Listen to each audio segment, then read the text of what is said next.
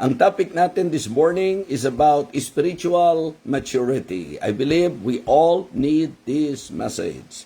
Spiritual maturity matters. Ibig sabihin po, meron pong magagawa, malaking tulong po sa usaping Kristiyano ang tinatawag nating spiritual maturity. Pagka sinabi po nating spiritual maturity, ito po yung level ng ating spiritual life na kitang-kita na mas malakas ang ating pong espiritu kaysa sa ating laman. Yan po basically ang masasabi nating ideya. That is the basic idea when we say spiritual maturity or in short, spirituality.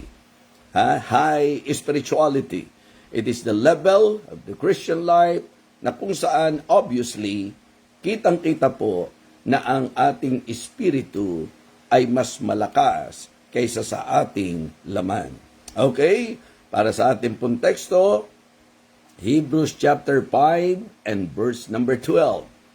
Hebrews chapter 5 and verse number 12. Ang sabi po ng Bible, "For when for the time ye ought to be teachers, ye have need that one teach you again, which be the first principles of the oracles of God, and are become such as have need of milk." Again, "For when for the time ye ought to be teachers, ye have need that one teach you again, which be the first principles of the oracles of God."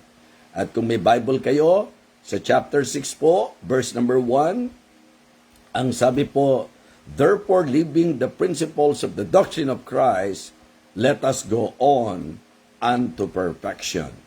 So, again, our topic this morning is spiritual maturity matters. Let us pray. Our gracious, loving Father, thank you so much for this very beautiful morning. Thank you for this ministry, O Lord. Thank you even for all the viewers. Lord, we pray that this morning, as we approach the throne of your grace, as we listen to thy precious words, may you again bless our hearts. May you talk to us, Heavenly Father. Rebuke us kung kinakailangan.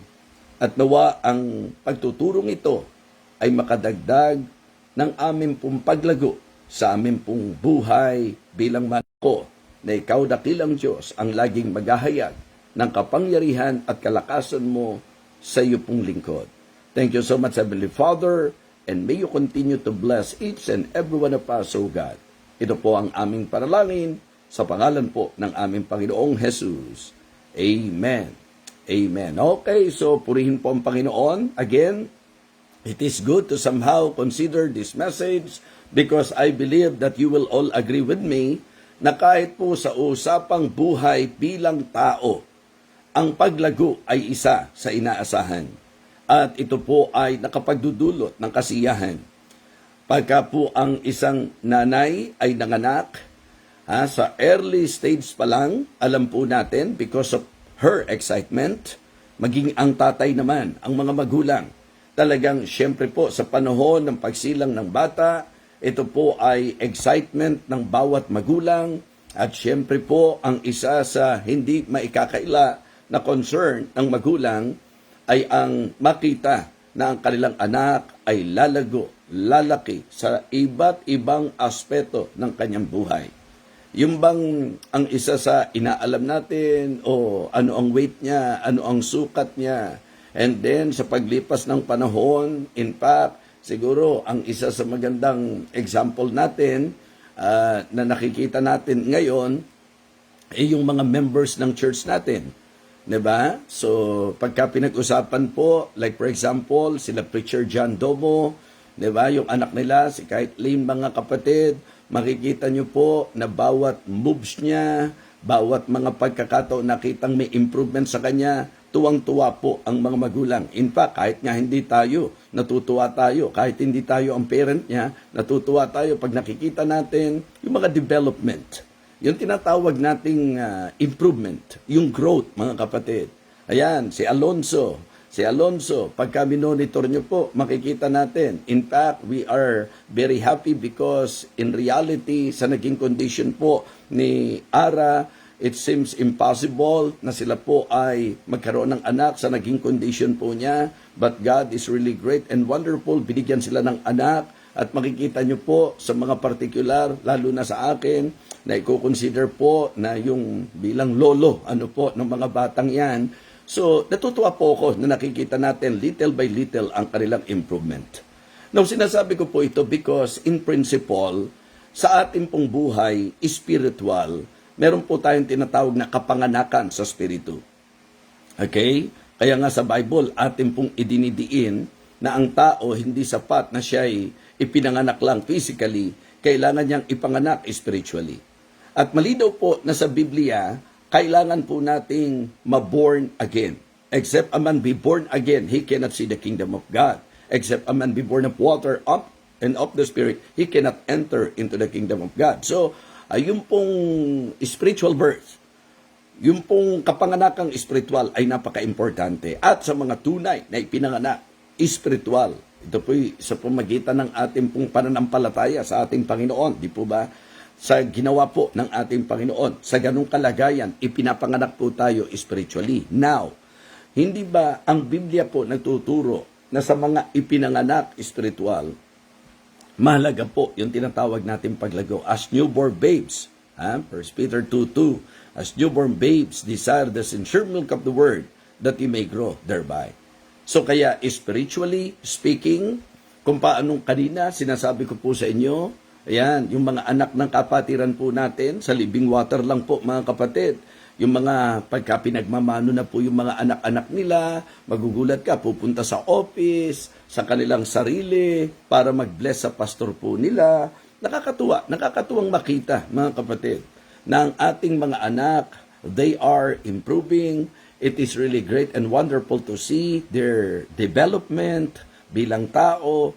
Now, the same thing po in the Christian life, na kung ang pastor po ay tumatayong magulang, tuwan-tuwa po ang pastor na makita na ang mga anak, ang mga miyembro ay lumalakad ayon po sa kalooban ng Panginoon. That the members are spiritually improving sa kanila pong Christian life. So, reality po yan. We cannot deny that. And this is actually, we can say, expression of my heart, that I am very happy to see na meron pong mga mananampalataya na kung paano po sila nagsimula sa kanila pong pagpapatuloy, kung gaano po kumilos, gumawa ang Panginoon sa kanilang buhay, yung mga spiritual improvements, that is actually an encouragement and a joy of the man of God. So, yun po. But here in our text, we can see that it seems the man of God or the writer of the book of Hebrews, siya po ay medyo disappointed. Okay? Ang sabi po niya sa ating pong teksto, for when for the time ye ought to be teachers, ye have need that one teach you again, which be the first principles of the oracles of God, and are become such as have need of milk. Kumbaga mga kapatid, sa paglalarawan po, mararamdaman natin at matatanaw natin ang isang man of God na nag-e-express ng kanyang puso na medyo nabibigatan sa hindi niya nakikita na paglago ng mga dapat sana malago na sa pananampalataya. How about us this morning? Because sometimes we are very confident to say na ang tagal na natin sa Christian life, na tayo po ay matagal ng Kristiyano, pero sabi ko po, sometimes meron ding disadvantage. Meron pong disadvantage sometimes na ipapangahas natin yung tagal natin bilang Kristiyano, lalo na po kung hindi po nakikita ang bunga ng tagal na ito sa ating spiritual life. Diba, at first, makakakita kayo ng mga kaliligtas pa lang. Shout out kay Kagawad, ang aming pong kapatid na Kagawad sa lugar po ng Valenzuela, Balangkas, ano po?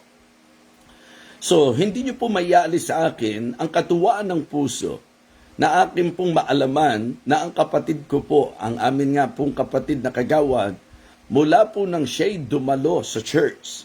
In fact, si Deep Tinker, palibasa alam niya ang aking puso, nung pong ang aking pong kapatid na ito ay nagpasimula na po. Actually po, siya naman po ay sympathizer na ng matagal. Ibig sabihin, siya po ay masasabi nating blessed kung ang pag-uusapan po ay ang nakita niya sa amin po bilang mga magkakapatid. Kaya lang, siya po yung ikinukwento ko sa inyo noon, nalungkot ng puso ko dahil ang sabi niya, ang problema ko, ang problema ko, tol, pagka umattend ako dyan sa inyo, dahil alam ko na hindi na pwede dyan ang bisyo, so tatanggalin ko ang bisyo ko. And that time, is not yet ready. Kaya po, kumbaga, malungkot po ako dahil hindi siya willing na pumunta only because alam niya sa sarili niya na hindi niya maaalis yung kanyang mga bisyo. Pero actually po, bilang nakakaunawa, alam ko naman na hindi siya, kundi ang Panginoon ang mag-aalis po niyan sa kanya. So, to cut this long story short,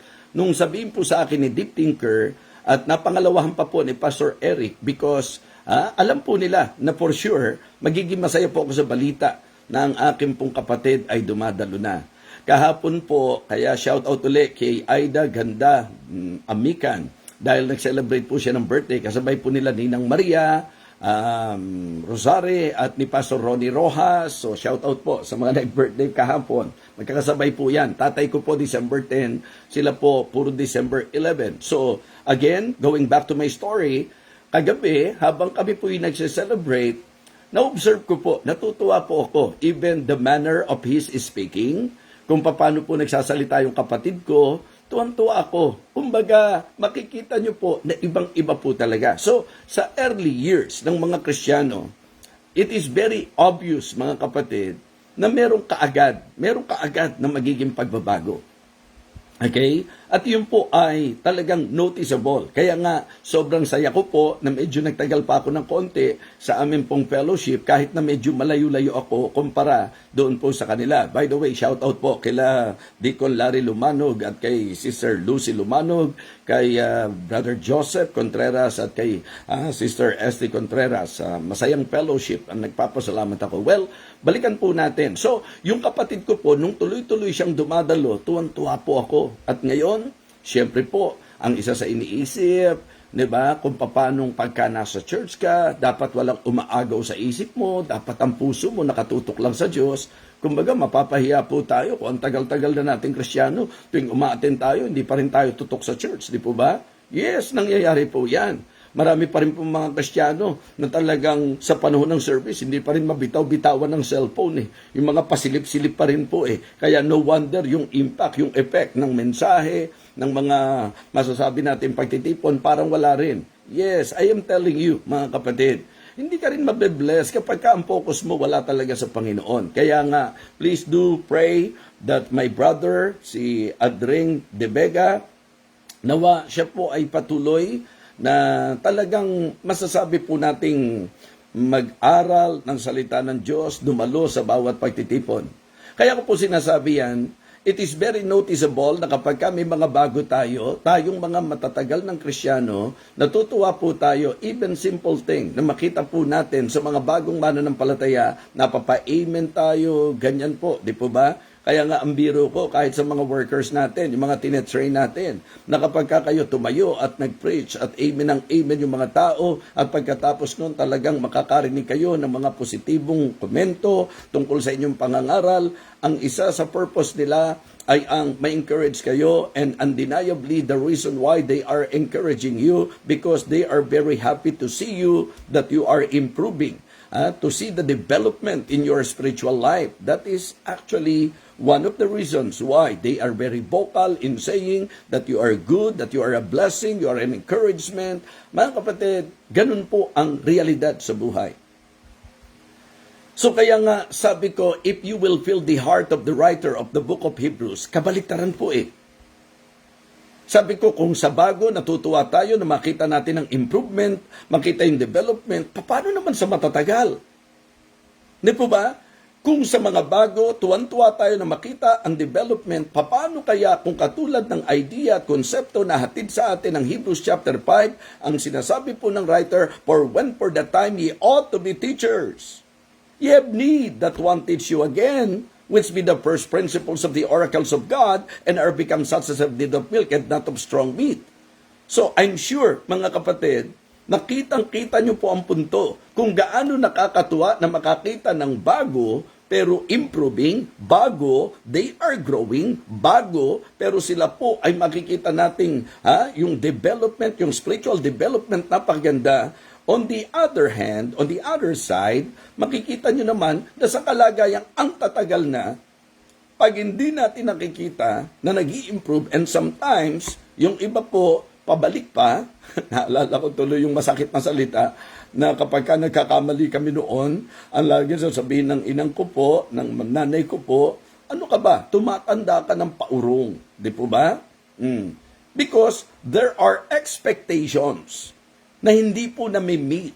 Yung dapat inaasahan na hindi makita. And sad to say, minsan, pabagsak pa, pabulusok pa. Mga kapatid, I am telling you, spiritual maturity matters. And I can say that God is expecting His children to grow. Diba? That is the will of God. That is the will of God for us believers to grow, mga kapatid. Kaya don't just count your number of years in the Christian life. It is also good to somehow encourage yourself kung ano na ang narating ng pagkakristyano natin, kung saan na po tayo nakarating. Mga kapatid, mga minamahal, ang sabi po ng writer, therefore, leaving the principles of the doctrine of Christ, let us go on unto perfection. That is the idea of the word, let us go on unto perfection. Ibig sabihin, let us mature. Okay? Let us grow. Let us continue to grow. Let us keep on growing. That is the will of God sa bawat mananampalataya. Sinasabi ko to mga kapatid sapagkat alam ko po na kayo mismo ay aamin sa katotohanan na talagang nakakalungkot na hindi mo makita yung dapat makita mo sa mga inaasahan mo na dapat kakitaan ng spiritual maturity. So kaya ngayon po mga kapatid, ilang bagay po ang gusto kong bigyang pansin sa ating pong magiging pagtalakay sa usaping spiritual maturity. Mga Kristiyano, ito po ang bantayan po natin. Bantayan po natin sa buhay natin bilang mga mananampalataya. Okay? Number 1, yung tinatawag nating depth in doctrine. Sa usapang spiritual maturity, we cannot deny the fact na ang isa sa dapat po na makita po sa atin yung lalim sa doktrina. Ang tanong ko po, kung tayo po ba ay malalim sa doktrina, meron po bang halaga yan? May maitutulong po ba yan? Yes. Because it is very hard to have a beautiful or tama practical Christian living. Imposible po ang good practical Christian living kung wala pong malalim at tamang doctrine. Ang tungtungan ng Christian living, yung right doctrine. Because right doctrine will lead us to right living. Ibig sabihin, para po mabuhay tayo ng tama, kailangan ang doktrina po natin tama. Kaya isa sa atin pong dapat pakasikapin ay ang paglalim natin sa kaalaman tungkol sa Diyos. That is the expression of the Apostle Paul when he said he wanted to know Christ more. Diba? Hindi pa niya inaaring naabot. Nagtutumulin siya. Trying his best, mga kapatid, that as he continue on in his Christian life, mas malaliman pa na makilala niya ang ating Panginoon. Yung aral, yung turo tungkol sa ating Panginoon. Baka mamaya, ikaw bilang Kristiyano, ang kaalaman mo hanggang doon lang sa naging tagapagligtas mo ang ating Panginoon sa Kristo. Yun lang ang pagkakakilala mo sa Kanya. So, it is good na katulad ng sinasabi ni Apostol Pablo, gusto niya na habang nagpapatuloy, in fact, yun ang manifestation ng genuine Christianity. Diba? Si Apostol Pablo po, kilala natin, a very religious man. But after he experienced Christ in his life, after his conversion, after his salvation, makikita niyo po yung changes, mga kapatid. Makikita niyo po yung naging pag-iiba. At yan po'y malinaw na sinabi po sa Philippians chapter 3. Philippians chapter 3, pansinin po natin. Okay? Ito po'y napakaganda na matutunan ng bawat Kristiyano, particular doon po sa idea po, mga kapatid, nung sinabi niya na hindi pa niya inaaring naabot. Philippians chapter 3, kung may mga Bible kayo para masundan niyo po. ang linaw-linaw nung sinabi ni Apostol Pablo, sa mga unang verses po, ipinakita niya na marami siyang po pwedeng ipagmalaki sa usaping tao, sa usapang relihiyon. Kumbaga, yung kanyang mga credentials, di po ba? Ang sabi po, malinaw, though I might also have confidence in the flesh, if any man other man thinketh that he hath whereof he might trust in the flesh, I bore, circumcised the 8th day of the stock of Israel, of the tribe of Benjamin, an Hebrew of the Hebrews, concerning, as touching the law, a Pharisee, concerning zeal, persecuting the church, touching the righteousness which is in the law, blameless. Grabe po, no? Yan ang credentials niya sa usapang relihiyon, sa usapang tao. But listen, sa verse number 7, pagbabago to eh. But what things were gained to me, those I counted loss for Christ. Yung ipinagmamalaki ng marami at yung kanyang ipinagmamalaki, sabi niya, after meeting the Lord, after experiencing Christ, after his conversion, sabi niya, but what things were gained to me, those I counted loss for Christ. Ang sabi po, mga kapatid, verse number 8, diniin pa po niya. Verse number 8, ye doubtless, and I count all things but loss, for the excellency of the knowledge of Christ Jesus my Lord, for whom I have suffered the loss of all things, and do count them but dung, that I may win Christ. Amen? So, yan po ba ang nakikita sa ating pong buhay bilang Kristiyano? Nang interest na natin, ang punto ng ating interest ay ang mga bagay na ukol na sa Panginoon, or ang tagal-tagal mo ng Kristiyano, ang desire mo, mga fleshly, worldly, and things of this world pa rin.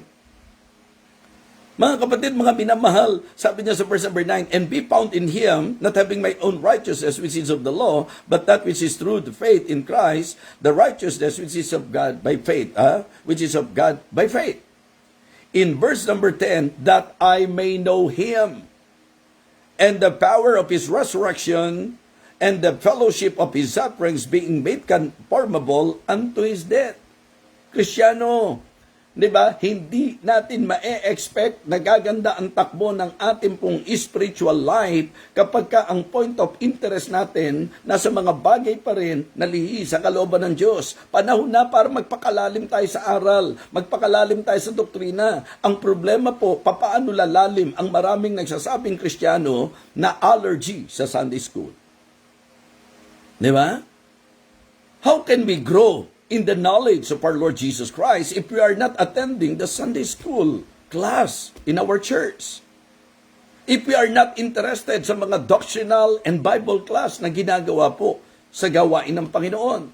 Yes, you can read your Bible. You can have your personal devotion and personal study. But I'm telling you, it is very different that somebody is teaching us, mga kapatid, somebody na talagang gifted, may knowledge about the truth, about the teachings of God's Word, na mag-share po sa atin. And let us admit na tayo po'y nag-grow dahil po sa teachings, amen? Maliwanag po yan eh. Sa Acts chapter 2, hindi po ba? Nung nangaral po si Peter, then they that gladly received his word were baptized, and the same day they were added unto them about 3,000 souls. And what they did? And they continued steadfastly in the apostles' doctrine, and in fellowship, and in breaking of bread. Diba? Ang dami pa pong gustong i-share ng writer ng Book of Hebrews. Kaya lang, ang tingin po niya, hindi na po abot ng mga taong kanyang kausap. And I am telling you, spiritual, doctrinal, practical, sometimes yung nagtuturo sa atin, nagdadalawang isip kung magtutuloy pa ba sa pagtuturo, kasi isang bagay po na gusto kong sabihin, parang ang hirap na turo ka ng turo pero hindi mo makita ang resulta at bunga ng itinuturo mo sa mga tinuturuan. So it is good to somehow evaluate ourselves. Ikaw na nagsasabing matagal ka ng Kristiyano. In fact, you are very proud na sinasabi mo na ang tagal mo ng Kristiyano. Nakikipagpaligsahan ka pa nga sa iba kung gaano ka nakatagal. But how about the manifestation ng tagal mo bilang Kristiyano? Diba? Pag nag-usap tayo sa usapang doktrina, kamusta na po tayo? Pag nag-usap tayo sa usapang kaalaman sa Biblia, kamusta na po tayo? Mga kapatid, mga minamahal, it is good to somehow realize because these things, because spiritual maturity matters. And it is very impossible for you to mature in your spiritual life kung di ka lalalim sa doktrina. Colossians chapter 2, verses 6 and 7. As ye have therefore received Christ Jesus the Lord, so walk ye in Him, rooted and built up in Him, established in the faith, as ye have been taught, abounding therein with thanksgiving. Kaya mga kapatid, siguro po panahon na para ma-realize mo na ang isa sa nakaka-paralyze sa iyo, ang isa sa dahilan kung bakit hindi tayo nag-grow, it is because of our attitude na very shallow ang treatment natin sa mga teaching ministries ng church. Attend tayo, di po ba? Ngayon, everyday nandito ka sa Believer's Breakfast, don't just listen. If possible, mag-take notes ka. Mag-take note ka. And then, review.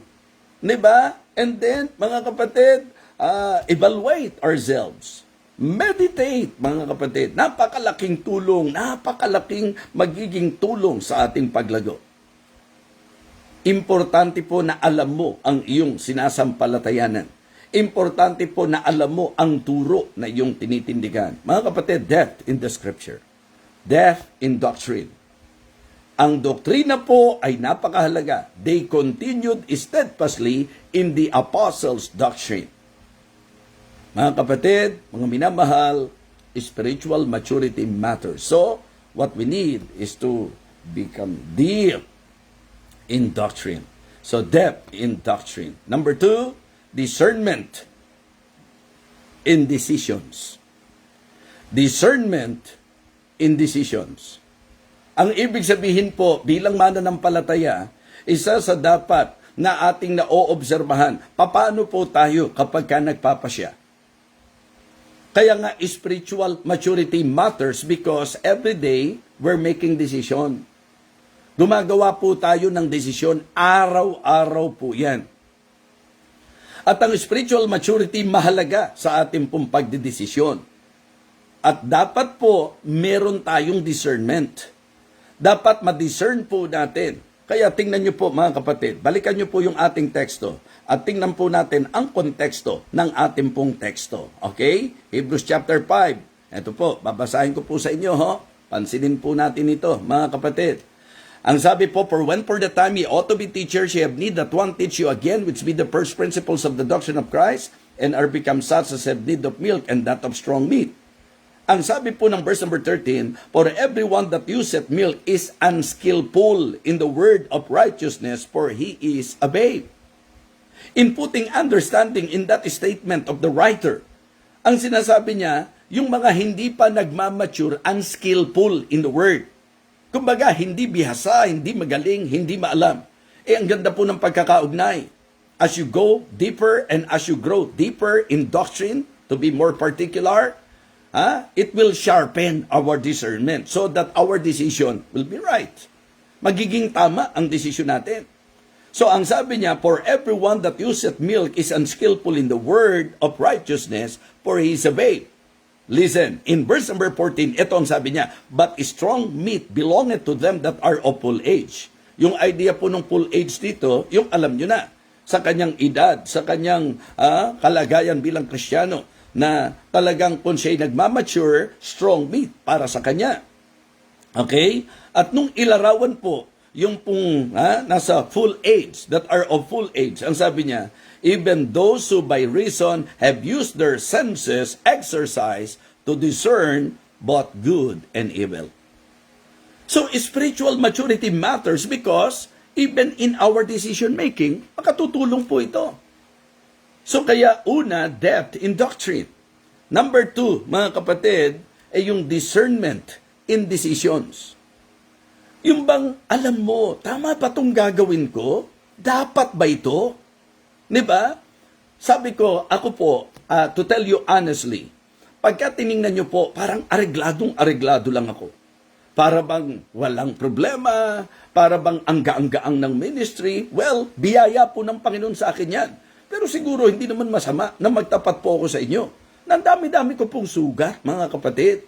Ang dami-dami ko pong sugat. Ibig sabihin yung mga hurts na nararanasan ko po sa aking pagministeryo. And I believe the pastors will understand because even though they are just handling, like for example, one ministry or one church, di ba? They can attest that it is not easy. makakasumpong ka pa ng mga miyembro. Kasi ang naging ugali po natin, kahit ang trato ng iba, sa iba nobody, ikaw, you want them to feel that they are somebody. Opo. Kasi mga kapatid, tingnan nyo ho, mag-isip tayong mabuti. Sa buhay natin, bilang mananampalataya, kung aamin ka, di ba hirap na hirap ka sa laban? Di ba ang tindi ng mga atake ni Satan sa buhay po natin? Now, in my case, just try to imagine. Di ba? What do you think sa usapang battle, sa usapang attack of the devil? Di ba? Dapat expected. Kaya hindi po ako masusurpresa kapag umaatake po ang diablo sa akin. Kaya lang, kailangan ko po ng tatag, ng tibay, sapagkat hindi ko rin po kayang ipangako ang lakas ko. Sapagkat ang pwede nating ipangako ay ang Diyos na magsusustain po sa atin. Kaya mga pastors, kung nakakaranas po kayo ng matitinding struggles as you do the ministry, as you take care of the people of God, of the flock of God, expect that you will experience so many things along the way as you do that. But always consider yung lakas na dulot ng Panginoon. Huwag tayong mag-rely sa lakas natin. Yun lang pong everyday ministering na ito. Lakas ko ba to? Hindi po. Kasi kung titignan nyo nga ako sa physical na looks ko po, ako po yung larawan ng mahina lang dahil ang liit-liit ko po. Diba? Cute lang. I mean, ang idea po, ang liit-liit mo, wala kang po pwedeng ipangahas eh. Kaya nga, ang gusto kong sabihin, di ba, yung mga experiences sometimes, ako po naging ugali ko, at very challenging sa akin to, na yung hindi ganong pinapansin, gusto ko sila po ang bigyan ko ng pansin. Yung bang ang mga tao, ang feeling po nila, nobody sila, I want them to feel that they are somebody. Ngayon, kung kayo po nasa kalagayan ko, lalo na yung mga miyembro-miyembro, na kung tutuusin, wala pa namang napapatunayan sa Panginoon, na kung tutuusin mga kapatid, kung hindi sa Panginoon, wala rin naman, di po ba?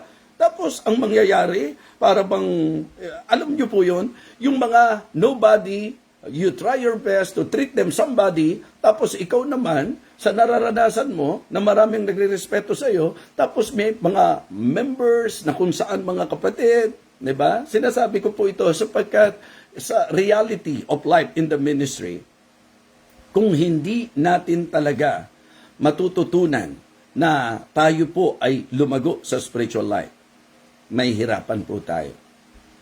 Ito, mga Kristiyano ang isa sa sinyales na ikaw ay may problema sa iyong paglago, kapag ka imbis na blessing ang mensahe sa iyo, katitisuran. Di po ba? Imbis na matamis ang rebuke sa iyo, katitisuran. Imbis na ma-appreciate mo yung concern sa iyo ng nangangaral, mali siya pa ang ipinapalit mo. Pinatamaan ako, bakit kaya pinipersonal ako? Bagamat meron naman talagang mga pastor na mahilig mamersonal, di po ba? So mga kapatid, mga minamahal, ang punto ko po, yung isang Kristiyano, kaya pala importante ang spiritual maturity for you to discern. Di ba? Yung tamang desisyon na gagawin mo. Hindi ko sinasabing walang kwenta ang counseling. Counseling is good and that is one of the ministries of the pastor. Diba? Not just to preach, not just to feed, but also to give good and wise counsel. Sapagkat yun po ang isa sa ministry na importanteng dapat pakatibayin ng pastor, yung ministry of counseling. Pero in reality, in the Christian life, if we will put understanding to what the writer is saying, you will realize that discernment, it will become, sharp kapag ka po tayo ay medyo lumalalim sa kaalaman sa Panginoon. So kaya spiritually matters. Pahalagahan nyo po yung pagpapalalim natin sa doktrina. Pahalagahan nyo po yung pagkakaroon ng discernment sa bawat desisyon na gagawin po natin. Na alam mo na ang linggo hindi pinagpapalit sa kung ano-ano po yan. Alam mo kung anong tama, alam mo kung anong mabuti. Napakalaking help, di po ba? Kahit sa pastor, ang laking help kapag ang mga miyembro niya may spiritual maturity na nadidiscern. Yung mga masasabi po nating minsan, hindi po ba? And just to tell you the truth, in my ministering, like for example, sa victory na lang po, sa victory, usapang puso sa puso ito. Lagi ko pong sinasabi sa kanila, bakit ba mahihirapang magkasundo ang mga dapat magkasundo? kung ang nagahari, Espiritu ng Panginoon. Tapos kung gagamitin natin discernment natin, ano ang maging desisyon nating tama? Yung makipagmatigasan? Yung makipagtikisan? Diba? Victory, alam niyo yan. Sinasabi ko po sa inyo yan. Na kung merong mga conflicts, mga kapatid, ang usapang maturity, hindi patigasan. Ang usapang maturity, hindi pataasan. Ang usapang maturity, pababaan. Hindi po ba? Kaya hindi ako natatakot. Hindi ako nagdadalawang isip na kaya kong humingi ng tawad kahit miyembro kayo, kahit na simpleng miyembro kayo ng church. Pagka ako'y nasaktan ko kayo, kapag kami nasabi kong hindi maganda sa inyo, pagka meron akong nagawa o naging desisyon na nakaapekto sa inyo at hindi tama sa inyo, mga kapatid, hindi ko para pahirapan ang sarili ko na gawin kung ano po ang dapat gawin. Sa akin po, hindi ko nakikitang kabawasan ko eh.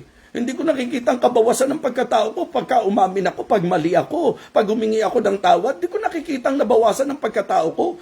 Di ba? Mga kapatid, hindi. In fact, yun po'y challenge sa ating maturity. Kasi ang umaabot, yung nasa itaas. Ibig sabihin, siya po ang mag-aangat. Di ba? Ang tumutulong, yung malakas.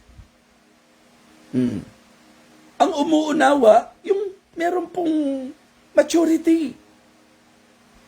Minsan gusto nating i-claim na tayo po ay growing Christian. Gusto nating i-claim na mature po tayo, pero gusto natin tayo aaregluhin.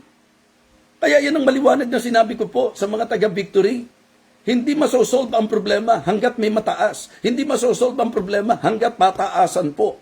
Hanggat ang attitude natin para tayong somebody na hindi po pwedeng bumaba sa ating kinalalagyan. Magtataka ka, maraming preachings naman ang narinig na. Diba? Pero parang hindi na move. Meron pong mga ganong pangyayari, di po ba?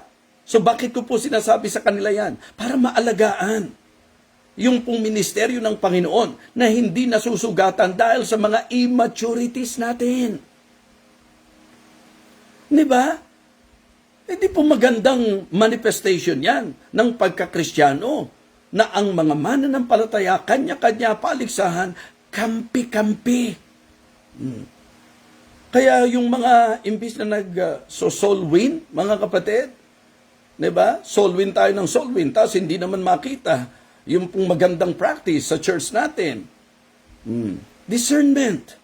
Pagka ikaw ay may a-apply ang trabaho, you need discernment. Kapag ikaw ay meron pong mga major decision na gagawin, we need discernment.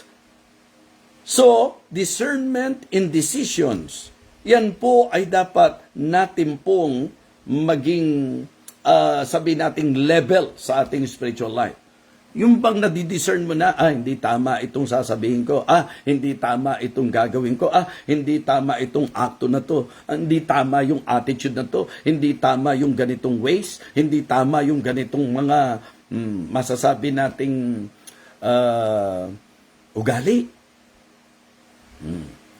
Depth in doctrine, discernment in decision, discipline in daily life. In our daily life.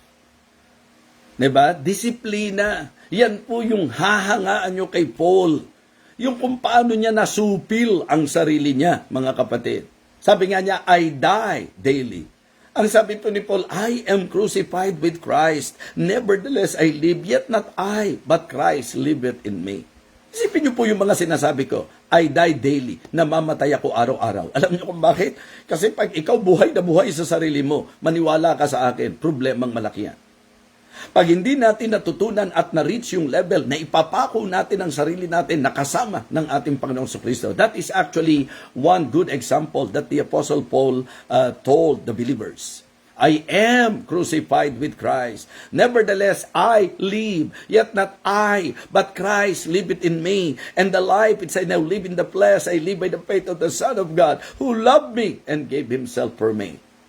Diba? Yung paborito ko po, but none of these things move me, neither count I my life dear unto myself, so that I may finish my course with joy and the ministry which I have received of the Lord Jesus, to testify the gospel of the grace of God.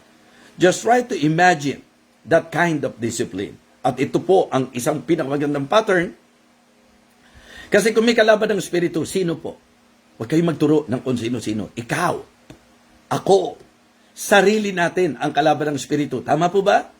That is actually simple teaching about the old nature and the new nature. Yung old nature natin, yan po ay patungkol pa rin sa ating flesh, mga kapatid. At yung ating pong new nature, that is our spiritual nature in Christ. So, laban po yung dalawang yan. Pag sinabi natin spirituality, panalo ang espiritu. Diba? Yun po yun. So, every time na panalo po yung sarili, ibig sabihin, problem sa spirituality. Now, ang ganda po ng pattern.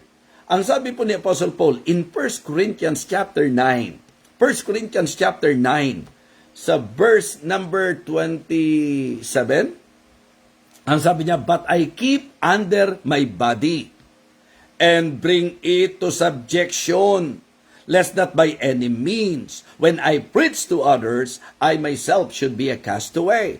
Diba? Minsan, ang hirap-hirap mag-share, kaya hindi tayo effective sa pag-aakay ng kaluluwa, kaya hindi tayo effective sa soul winning. Bakit? Sapagkat ang problema natin, hindi tayo confidente because we know for a fact na tayo mismo hindi ganun ka all out. Kaya nga, napakaganda po na ang ma-develop sa atin yung discipline sa araw-araw nating buhay. Yes, mga kapatid. Kaya nga, inuna ko yung sinabi niyang I die daily. Kasi laging ang labanan, sarili at ang gusto ng Espiritu. Mahalaga po yan. Importante po, spiritual maturity matters, mga kapatid. Ang pinag-uusapan natin, depth in doctrine. Ang pinag-uusapan natin, discernment in decisions. At ang pinag-uusapan natin, mga kapatid, ay ang discipline in daily life. Yung ating paraan kung paano dinidisiplina natin ang ating sarili. Sinusupil natin ang ating mga kagustuhan. Kaya nga mga kapatid, hindi kayo para husgahan ng kahit sino. Tayo ang magsuri sa sarili natin, mga kapatid. Kung gaano po, di ba? Minsan pagka nagdamdam na tayo, pag nagtampo na tayo, pag nasaktan na tayo, pagka minamali sa atin, minsan mga kapatid, hindi na natin basta masupil ang ating mga sarili. So, kapag hindi ko natutunan yan, palagay ko po, bulagta na ako ngayon. Pag hindi ko po natutunan yan, palagay ko po, wala akong mararating. But praise God, by His grace, little by little, naturuan ko po ang aking sarili na supilin po ito at wag siya ang pakinggan. Sapagkat ang sarili po natin, yung ego, yan po, mga kapatid. Now, kaya ko po ginagamit na example ang victory at ang living water sapagkat kayo po yung direktang pinagbiministeryohan ko po. Ano ho? Ikino-quote ko po yung mga sinasabi ko sa inyo na napakahalaga po ng maturity. In fact, even the way we receive the message, even our attitude in hearing the message, in accepting the message, that can determine of our spiritual level, mga kapatid. And then, importante po na yung bang ma-reach natin yung level na espiritu na ang nasusunod, hindi tayo. Spiritual maturity po yon. Isipin nyo po, bakit ko sinasabing spiritual maturity matters? Imagine niyo ang buhay nyo. Kung ang nasusunod sa buhay natin, espiritu. Nakatutulong ba? Yes. Blessing ba? Yes. Di spiritual maturity matters. Malaki ang magagawa ng ating pong paglago. And then last, devotion in duty. Devotion in duty. Dito gusto kong pansinin po natin. Naaalala mo ba na kung tutuusin, ang kaisipan natin, hindi tayo worthy, hindi tayo karapat-dapat, tapos heto ang Panginoon, pinagkatiwalaan tayo ng ministry. Ganun yung isip mo before eh. Pero nung nasa ministry ka na, hindi mo ba napansin na medyo nakapasok ang dyablo? Na noon ang kaisipan mo, hindi ka karapat-dapat, ngayon ang pakiramdam mo, ikaw ang nararapat? Na para bang ang dating sa iyo, dahil ikaw yung magaling, ikaw yung may kakayahan ito, ako yung para dito, minsan, that kind of thought, that is an obvious manifestation of immaturity. Kung iniisip natin, for a man thinketh to be something when he is nothing, he deceiveth himself. That sometimes we are thinking that we are better than others. That is not spirituality. That is not spiritual maturity. Wala kayong makikitang mature na nagmamayabang at sasabihin na siya ang pinakamalago, na siya ang pinakamagaling. Never you will find a mature Christian that will act like that. So you better watch out. You better not cry. Diba? You better not pout. I'm telling you why. Hindi po si Santa Claus. Importante po, mga kapatid, na ito po ay ating mabigyang pansin. Diba? Dapat the more na may challenges, the more na may mga struggles, the more that Satan is attacking you, the more that you realize that you need to stay. Kailangan mong manatili. Sapagkat ang spiritual maturity, ang pinag-uusapan dito, yung devotion po natin. Minsan may ministry ka, pag kami nakagalit ka, aalisan mo yung ministry mo. Nako, binibigyan ko po kayo ng warning. Yung ministry niyo po, ministry niyo sa Diyos yan. Bakit nung ikaw ay may nakadiferensyahan? Bakit nung ikaw ay meron pong nakakonflict? Iniwan mo yung ministry mo. Nako, paalala po ito. Yan po ay isang bagay na pananagutan natin sa harapan ng Diyos. Kasi sa totoo lang, dapat nagpapasalamat tayo tuwing tayo ang binibigyan ng pagkakataon. Walang utang na loob ang Diyos sa ginagawa natin para sa Kanya. Tayo ang may utang na loob sa Diyos. Sapagkat hindi kailangan ng Diyos ang tao para maging Diyos siya. Pero never na masasabi mong hindi mo kailangan ng Diyos. We always need God in our lives. Kaya wag po yung tuntungan ng iyong pagmiministeryo ay ang relasyon mo kung kani-kanino. Ang ministry po natin dapat nakatuntong sa debosyon natin sa Diyos na nagligtas sa atin, sa Diyos na nagpapala sa atin, sa Diyos na nagbibigay lakas sa atin, sa Diyos na tinatanawan natin ang lahat sa buhay po natin. Yun ang dapat po na punto ng ating debosyon because of who God is. Kaya kung nakadepende ka, nagtampo ka sa tao, diba? Iniwanan mo yung ministeryo mo, iniwanan mo yung gawain na binigay ng Panginoon sa iyo, hindi po tatayo yan sa harap ng Panginoon. Mga kapatid, you stay faithful. Amen? Even when feelings fade. May mga times ganun eh. Parang hindi na ako masaya. Something is wrong kapag ka po ganun. Kaya sinisikap ko pong lagi maging masaya kahit mahirap. Pero mga kapatid, being human, may tendency po tayo. Kaya ingat po tayo. So sa madaling sabi mga kapatid, mahalaga po sa spiritual maturity, yung stability, yung pong strength, yung pong sensitivity, at maging sa usapan po ng service. Importante po sa ating pong buhay bilang Kristiyano na nagmamature tayo at itong mga bagay na ito ang maitutulong po ng spiritual maturity, stability, strength, and sensitivity. Yes, pagka ang isang tao po, ang isang Kristiyano mature, mas stable po yan. Diba? Stable po yan. Kahit yung mga bagyo, storms won't shake us, mga kapatid. Storms in life, hindi po yan makakayanig basta-basta sa atin. Strength, yun po yung magiging laban natin sa mga temptations na maaaring sumira po sa atin. Sensitivity, yun po yung sinasabi ko sa inyo sa usapan ng discernment. Diba? Sa mga desisyon natin. Be sensitive. Huwag kang gawa lang ng gawa, hakbang ka ng hakbang, pasya ka ng pasya. Pag-isipan mo naman. Pag-isipan naman po natin, mga kapatid. So ngayong sandaling ito, I hope and I pray na muli po tayong napaalalahanan. So let us feel the heart of the writer of the book of Hebrews. Sabi niya, for the time you ought to be teachers. Diba? Ang dami mo na narinig na mensahe sa Believer's Breakfast.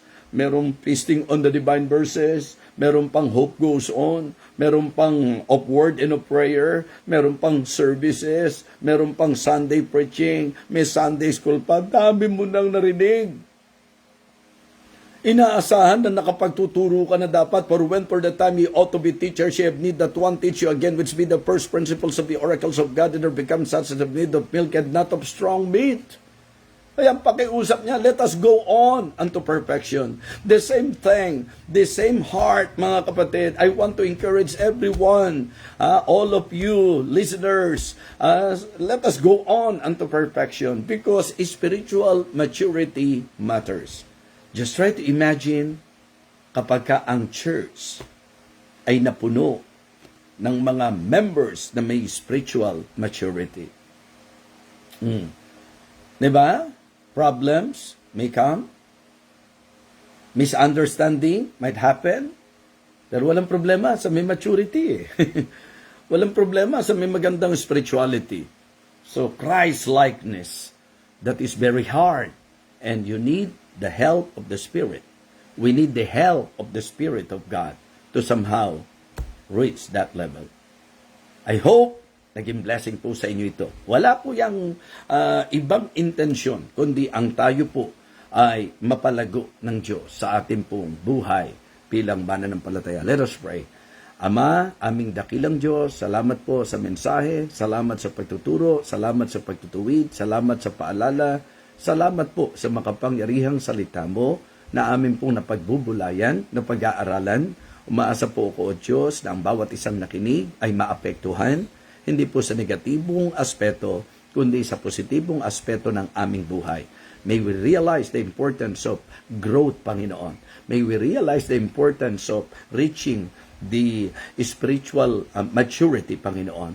I pray, O God, that you will help all of us to understand the very heart of this message, the very motive, intention, and objective of this message.